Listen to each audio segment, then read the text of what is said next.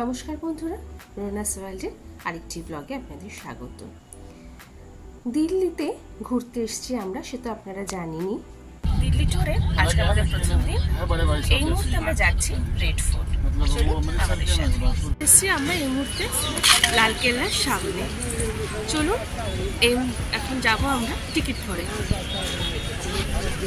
Ticket ফেয়ারগুলো এখানে রয়েছে, আপনারা দেখে নেবেন কীরকম ধরনের চার্জেস আপনারা চান সেই হিসাবে। টিকিট কেটে নিয়ে এবার আমরা যাচ্ছি লালকেল্লা ঢোকার জন্য। ওই যে দেখতে পাচ্ছেন টোটোগুলো দাঁড়িয়ে রয়েছে, ওইখান থেকে টোটো ভাড়া নিয়ে কিন্তু লালকেল্লার গেটের মুখে যাওয়া যায়। যদিও আমরা টোটো ভাড়া নিইনি, আমরা জায়গাটা এক্সপ্লোর করব বলে হেঁটে হেঁটে যাচ্ছিলাম। এটা হচ্ছে সামনের দিকটা, এখানটা ব্যারিকেড করা রয়েছে কারণ এটা ভিআইপি এন্ট্রান্স। পুলিশ পোস্টিংও সামনে রয়েছে। চলুন আমরা হাঁটতে থাকি।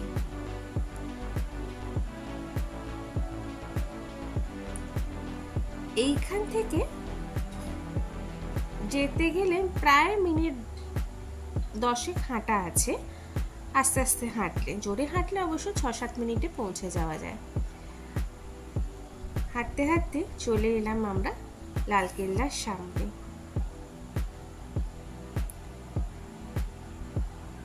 এই যে বহুল পরিচিত একটা দৃশ্য, আমরা প্রত্যেকে এই দৃশ্যটার সাথে কিন্তু ভীষণভাবে পরিচিত।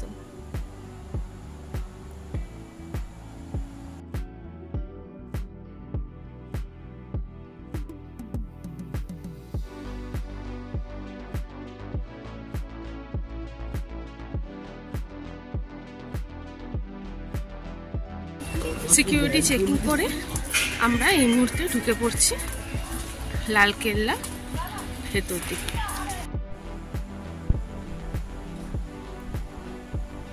ঢোকার সময় দেখুন দুই পাশে দুটো বড় বড় কামান রয়েছে।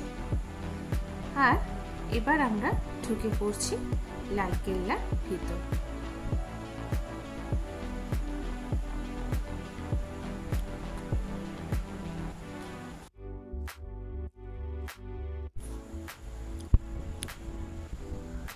ত্রিবর্ণ রঞ্জিত পতাকা লালকেল্লার মাথায় উঠছে, কি অসাধারণ দৃশ্য লাগে বলুন। ওয়ার্ল্ড হেরিটেজের তকমা পেয়েছে এই লালকেল্লা, সে তো আমরা প্রত্যেকেই জানি। এই যে এখানে সেই ফলকটা,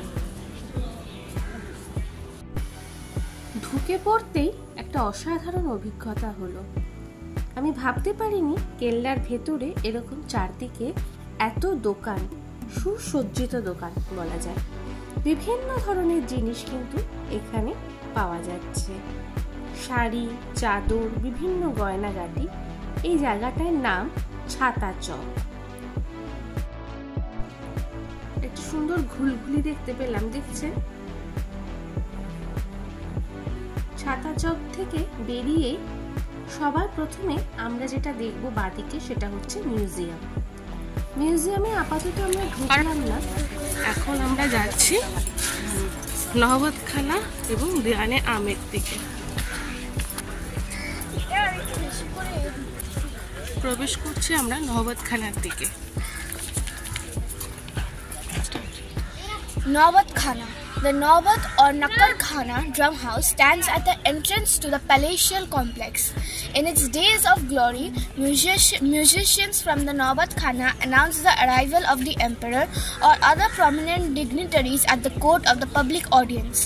Music was also played 5 times a day at chosen hours.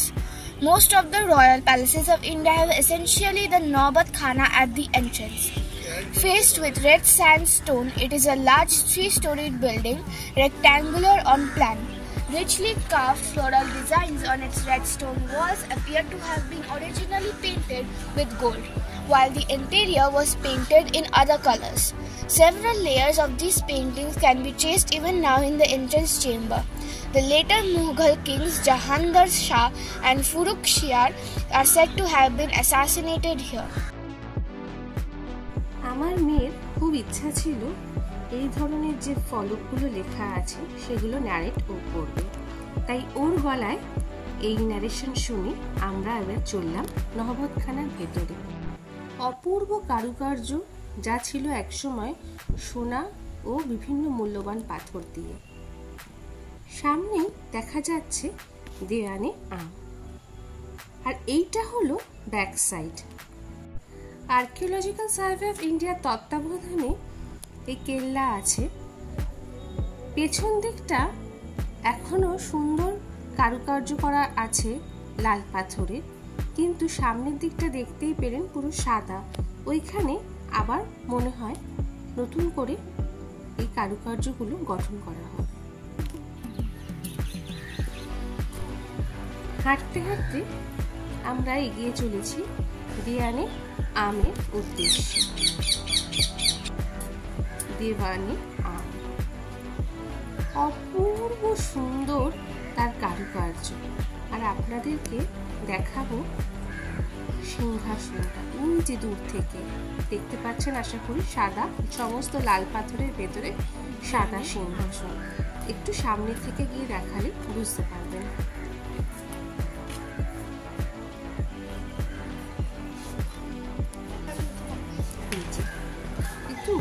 যেহেতু সামনে কাঁচ দিয়ে মানে চারদিকটা ঘেরা রয়েছে, তাই একটা আলো পড়ছে।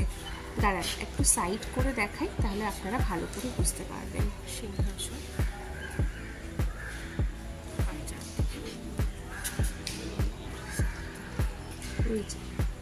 নহবতখানা দিয়ে ঢুকে সোজা দেওয়ানে আম, আর এই যে মার্বেল পাথরের তৈরি অপূর্ব কারুকার্যওয়ালা এই সিংহাসন।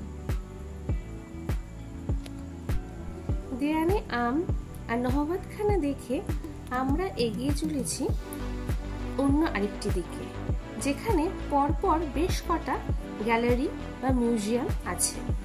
বর্তমানে যেটি দেখছেন সেটিতে 1857 সালে সিপাহী বিদ্রোহের সমস্ত সামগ্রী রাখা রয়েছে। আরো পর এখানে অনেকগুলো গ্যালারি রয়েছে, দেখতে পাচ্ছেন সামনে। আর ক্যাফেটেরিয়া রয়েছে, আর এটা হচ্ছে লাল কেল্লার একদম পাশে গ্রাউন্ড। এটা হচ্ছে পুরো লাল কেল্লার বাউন্ডারি। চলে এসেছি অন্য আরেকটা দিকে। সামনে যেটা দেখছেন সেটা হচ্ছে সাওয়ান ও ভাদো মহলের একটা অংশ।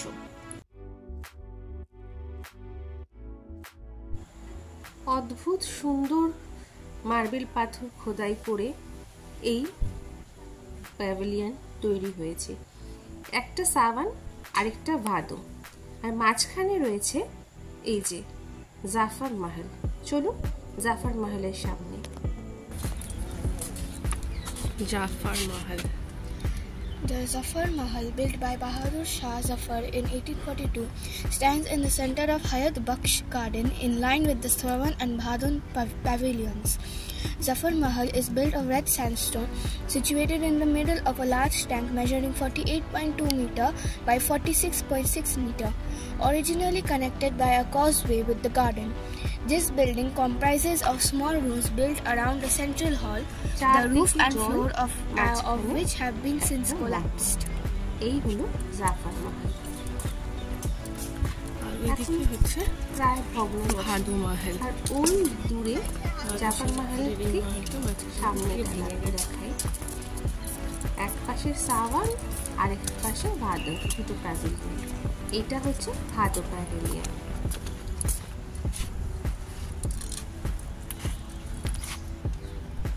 একই ফলক দুই দিকটায় লাগানো রয়েছে।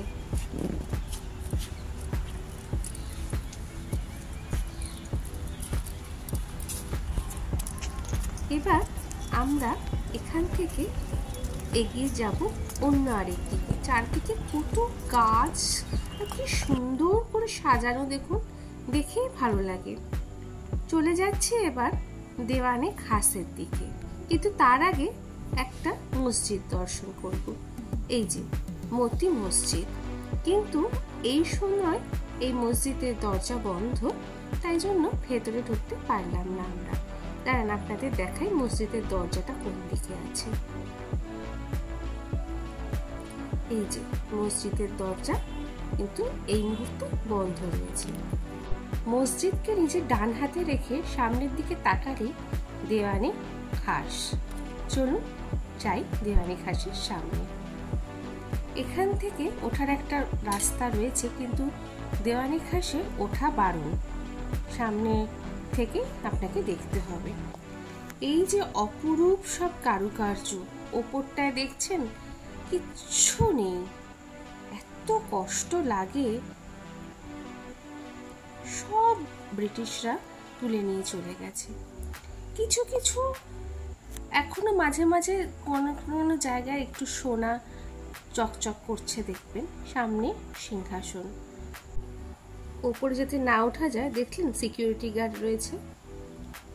সামনেই রয়েছে খাসমহল, কিন্তু তার আগে আপনাদের দেখাই, এই যে জায়গাটা দেখছেন এর নিচে একটা বড় গ্রাউন্ড ছিল যেখানে পশু পাখিরা লড়াই করত। আপাতত এই গ্রাউন্ডটা বন্ধ রয়েছে। এখান দিয়ে সিঁড়ি দিয়ে নেমে গিয়ে রাজারা দেখতেন হাতির লড়াই, সিংহের লড়াই। আর এইটা হলো খাসমহল, এখানেও ওঠা বারণ। খাসমহলের ঠিক পাশেই Rangmahal. It is divided into 6 apartments by ingrained arches on set piers. The northern and southern ends of the Rang Mahal are known as Sheesh Mahal or the House of Mirrors and contain marble dados. Over the walls and ceilings of these apartments are embedded tiny pieces of mirrors which reflect each skew effect. Through the center, along its length, flowed the channel known as Nahir-e-Bishit or the Stream of Paradise. In its center is a marble basin which is said to have been provided originally with an ivory fountain. এই যে ivory ফাউন্টেনটা সেন্টারে বললো, এইটা এখানেই একটা ঝর্ণা ছিল। চারদিকে শুধু মার্বেলের অস্তিত্বই রয়েছে। সমস্ত কারুকার্যগুলো যে সোনা দানা মণিমুক্ত দিয়েছিল নিয়ে গেছে ব্রিটিশরা। এই মুহূর্তে আমরা আছি মুমতাজ মাহলের সামনে। Mumtaz Mahal. This royal apartment is named Mumtaz Mahal after Shah Jahan's beloved queen Mumtaz. In its days of glory, it was a part of the imperial seraglio and was also called Chhota Rang Mahal or the small colored palace. It is situated at the southern end of the extant row of royal palaces along the eastern wall, with the Nahir-e-Bishit Stream of Paradise flowing through it. On its south lies the Azad Burj, and to its north at the distance is situated the Rang Mahal. Zoom করলে কাজগুলো দেখতে পাচ্ছেন, পুরোটাই নষ্ট হয়ে গেছে। ওপর দিকে কিছু কাজ এখনো পর্যন্ত রয়েছে,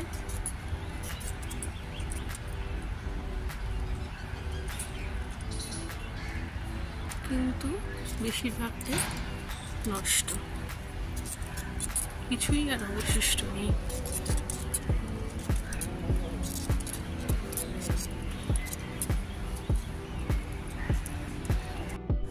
এই মুমতাজ মহলই ছিল আমাদের আজকে রেড ফোর্ট পরিদর্শনের লাস্ট স্থাপত্য।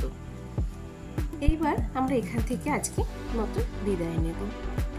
যদি লালকেল্লার এই ব্লগটা আপনাদের ভালো লেগে থাকে অবশ্যই একটা লাইক, কমেন্ট, শেয়ার ও সাবস্ক্রাইব করবেন আমাদের চ্যানেলকে। দেখা হবে খুব শিগগিরই পরবর্তী আরেকটি ব্লগে। সবাই খুব ভালো থাকবেন, সুস্থ থাকবেন, সাবধানে থাকবেন। নমস্কার।